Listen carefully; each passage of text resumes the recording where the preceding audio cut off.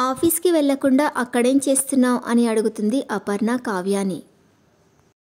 Cab కోసం wait చేస్తున్నాను అని చెప్తుంది కావ్య.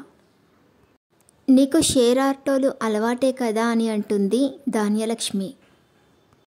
కావ్య ఈ ఇంటికి వంశానికి పెద్ద కోడలు. ఆటోలో వెళ్లాల్సిన కర్మ ఈ ఇంటి కోడలికి లేదు అని అంటుంది అపర్ణ.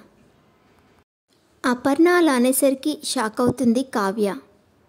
నువ్వు నా కార్లో వెళ్ళు అని చెప్పి తన కార్ కీస్ని కావ్యకి ఇస్తుంది అపర్ణ. కావ్యకి వెల్కమ్ చెప్పడానికి బొకేస్తో వెయిట్ చేస్తూ ఉంటారు ఆఫీస్ స్టాఫ్. నాకు తెలియకుండా ఎవరైనా క్లయింట్స్ వస్తున్నారా అని అడుగుతాడు రాజ్. కాదు సార్, మేడం గారు వస్తున్నారు అని చెప్తుంది శృతి. మేడం ఆవిడెవరు అని అడుగుతాడు రాజ్. అప్పుడే కారు వచ్చి ఆఫీస్ ముందు ఆగుతుంది. మేడం వచ్చారు అని అంటుంది శృతి. కార్లో నుండి దిగుతున్న కావ్యాన్ని చూసి షాక్ అవుతాడు రాజ్. తర్వాత ఏం జరుగుతుందో నెక్స్ట్ ఎపిసోడ్లో చూద్దాం.